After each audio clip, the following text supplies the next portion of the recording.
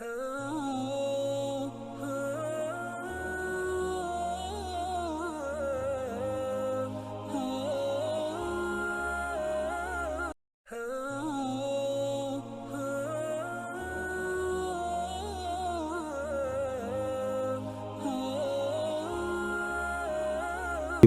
الجود والکرم وآلہ وصحبہ وبارک وسلم۔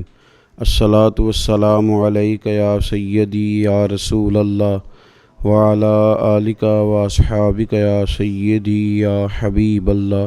الصلاۃ والسلام علیک یا سیدی یا نبی اللہ وعلی آلک واصحابک یا سیدی یا رحمۃ للعالمین۔ حمد و صلوات کے بعد بعض لوگوں کا یہ کہنا ہے کہ انسان کو زندگی گزارنے کے لیے 2-3 چیزوں کی ضرورت ہے۔ پہننے کے لیے کپڑے ہوں، رہنے کے لیے گھر ہو، اور پیٹ بھرنے کے لیے کھانا ہو۔ روٹی اور کپڑا اور مکان، یہ 3 چیزیں اگر کسی شخص کو میسر ہیں تو اس کی زندگی کا پہیہ صحیح کر کے چلتا ہے۔ میرا سوال یہ ہے کہ جو قیدی ہوتا ہے، جیل میں ہوتا ہے، اسے تو وہاں کپڑے بھی ملتے ہیں، روٹی بھی ملتی ہے، چھت بھی میسر ہوتی ہے، تو پھر وہ قیدی کیوں ہوتا ہے؟ پھر وہ تکلیف میں کیوں ہوتا ہے؟ پھر وہ اپنے آپ کو ایک بہت زیادہ کرب اور اذیت میں کیوں محسوس کرتا ہے؟ سمجھ میں یہ بات آتی ہے کہ انسان کو روٹی، کپڑا اور مکان کے علاوہ اپنوں کی بھی ضرورت ہوتی ہے۔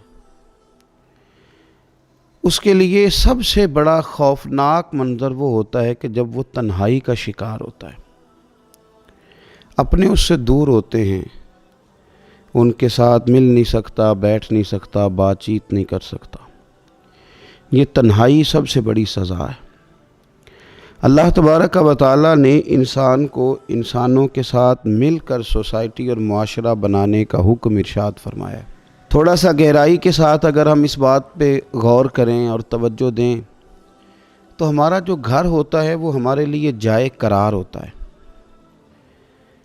کسی اور جگہ، کسی اور کے بیڈ روم میں، کسی اور کے گھر میں اس سکون کی، اطمینان کی نیند میسر ہی نہیں آتی جو اپنے گھر میں آتی ہے۔ اب یہ ہے کہ یہ گھر ہمارا موجود ہے، سکون کی جگہ ہے، لیکن اس کے باوجود بعض گھروں سے سکون اٹھ جاتا ہے۔ گھر تو ہوتا ہے پر گھر میں رہنے والے لوگ گھر کے اندر بھی تنہائی کا شکار ہوتے ہیں۔ ذہنی ہم آہنگی ایک دوسرے کے ساتھ نہیں ہوتی۔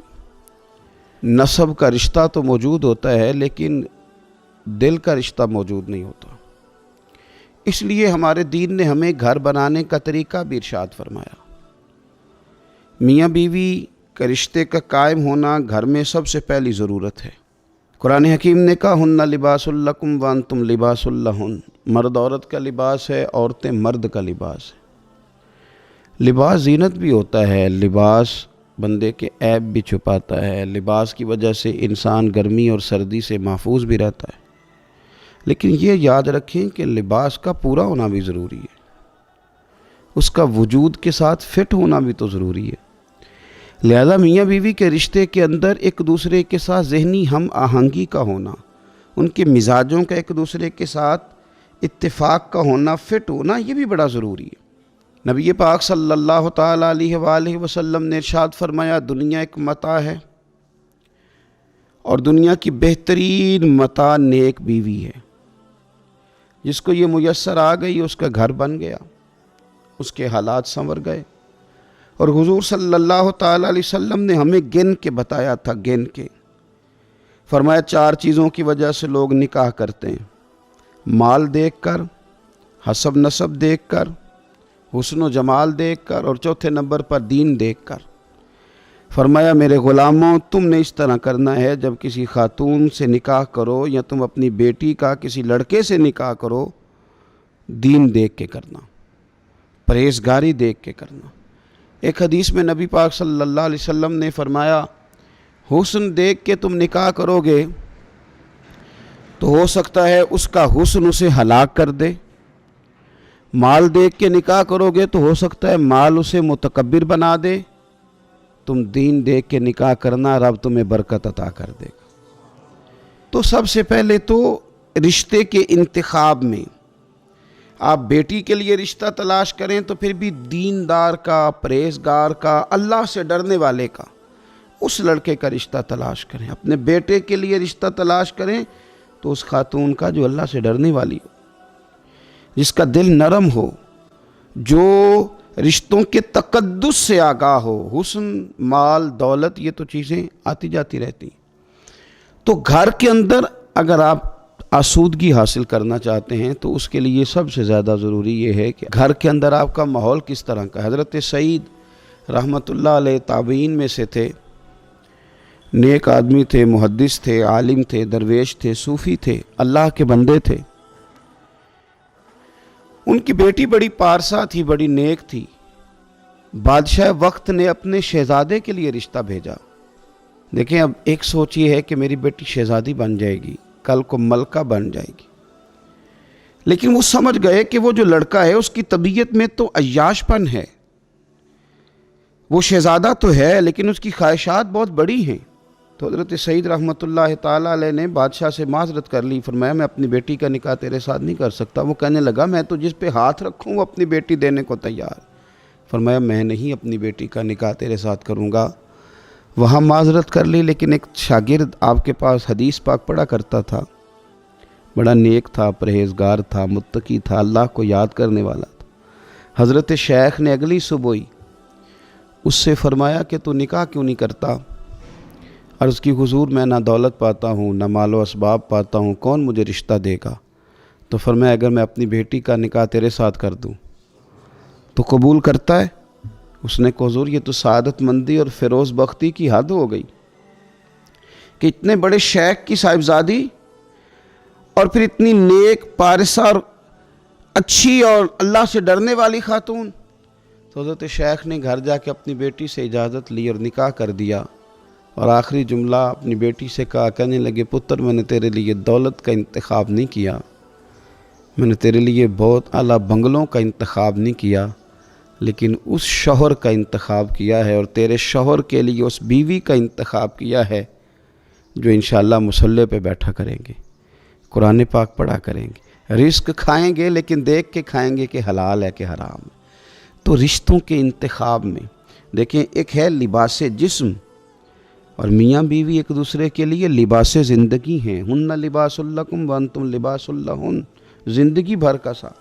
بہترین احتیاط اس معاملے میں۔ دوسرا، اگر ہم چاہتے ہیں کہ ہمارے گھر میں سکون آئے تو ہمارا رب کہتا ہے یا ایھا الذین آمنوا قوا انفسکم واہلیکم نارا، خود بھی دوزخ کی آگ سے بچو، اے ایمان والو، اور اپنے اہل خانہ کو بھی بچاؤ۔ دوسرا کام یہ کریں کہ کبھی رزق حرام نہ آنے دیں، کبھی نہ آنے دیں گھر میں رزق حرام۔ میرے نبی پاک صلی اللہ تعالیٰ علیہ وسلم نے فرمایا جو وجود حرام سے پلے گا وہ جنت میں نہیں جائے گا۔ کوئی شخص پسند کرتا ہے کہ اپنے بیٹے کو پالوں اور پھر اس کو آگ میں ڈال دوں، سجاؤں، سنواروں اور پھر اسے زندہ جلا ڈالوں؟ اگر دنیا میں یہ پسند نہیں کرتا تو آخرت میں بھی اسے یہ پسند نہیں کرنا چاہیے۔ کرنے کا کام یہ ہے کہ یہ رزق حلال کی تلاش کرے تاکہ اس کا بچہ بڑا ہو تو حلال اور طیب رزق کے ساتھ اس کا خون، اس کا گوشت، اس کی ہڈیاں بنے، تاکہ اس حلال کی برکت سے پھر رب اسے دوزخ سے محفوظ کرے اور جنت عطا کرے۔ اور یہ جو گھروں میں لڑائیاں شروع ہو جاتی ہیں نا، فسادات شروع ہو جاتے ہیں، اس کی بھی ایک وجہ مال حرام ہوتا ہے۔ کیونکہ جس گھر میں کے اندر صرف مال مال مال اور مال کی دوڑ لگ جاتی ہے، وہاں رشتوں کا تقدس ختم ہو جاتا ہے۔ وہاں تو بیٹے اپنے ابا سے کہنے لگتے ہیں کہ آپ بھی کوئی ڈھب کا کام کر لیتے تو آج ہم مالدار نہ ہوتے، تو کچھ کیا ہی نہیں۔ والد اور والدہ کا وہ رشتہ جو خالص اللہ اور اس کے رسول کی رضا والا رشتہ ہے، وہاں بھی دولت آ جاتی، بھائیوں میں جنگیں شروع ہو جاتی۔ اس لیے جب مال آیا نا حضرت عمر کے زمانے میں تو فاروق اعظم رویا کرتے تھے۔ لوگوں نے کہا حضور اللہ نے آسانی دے دی اور آپ روتے ہیں۔ فرمانے لگے تمہیں پتہ نہیں نا، جہاں مال آتا ہے وہاں بغض بھی آتا ہے، وہاں عداوتیں بھی آتی ہیں، ایک دوسرے کے خلاف جذبات بھی پیدا ہوتے ہیں۔ تیسری اور آخری بات آپ کی خدمت میں یہ عرض کرنی ہے کہ گھر کے اندر آداب کا خیال کریں۔ وہ گھر بڑا ہی خوبصورت ہوتا ہے جہاں بچے ماں باپ کا ادب کرتے ہیں، وہ گھر بڑا ہی حسین ہوتا ہے جہاں چھوٹا بھائی بڑے کا ادب کرے، بڑا چھوٹے پہ شفقت کرے۔ جہاں بہنوں کا تقدس قائم رکھا جائے، جہاں بیٹیوں کو کسی قسم کی زیادتی ان کے ساتھ مالی طور پر، اخلاقی طور پر ان کو چھوٹا نہ سمجھا جائے، بلکہ ان کو بیٹوں سے بڑھ کر پیار کیا جائے۔ تو گھر کے اندر اگر آداب کا خیال رکھا جائے، کتنا حسین گھر ہے جس میں ماں جو کہہ دے بیٹے قبول کریں، وہ کتنا شاندار گھر ہے جہاں باپ کے لفظوں کو بیٹے اپنے لیے حکم تصور کریں۔ ایک جملے میں میرے نبی پاک علیہ السلام نے ساری کائنات کی ساری تاریخ، سارا حسن، سارا وقار سمیٹ کے رکھ دیا۔ کریم رسول فرمانے لگے، ہر باپ چاہتا ہے نا اپنے بیٹے کو تحفہ دے، اپنی اولاد کو اچھا سے اچھا تحفہ دے۔ حضور فرمانے لگے، کسی باپ کے لیے اپنی اولاد کے حق میں سب سے بہترین تحفہ یہ ہے کہ اسے اچھا ادب سکھا دے، اسے اچھا ادب سکھا دے، اچھا ادب سکھا دے۔ تو اس کا مطلب یہ ہے کہ اس نے اپنی اولاد کو بڑا کچھ دے دیا ہے۔ اگر ہم آداب سکھانے میں کامیاب ہو جائیں، اگر ہم اپنی اولاد کی حسین اور خوبصورت تربیت کرنے میں کامیاب ہو جائیں، تو ہم نے اپنا گھر بنا لیا۔ 3 باتوں کا خیال رکھیں، رشتے کرتے وقت دینداری کو، تقوی کو پیش نظر رکھیں۔ دوسرا، گھر میں رزق حرام کا داخلہ بند کر دیں، نو انٹری کا بورڈ لگا دیں۔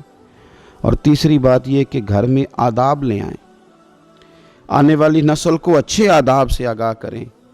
انشاءاللہ پھر روٹی کپڑا اور مکان کے اگر تھوڑی دشواری بھی ہوگی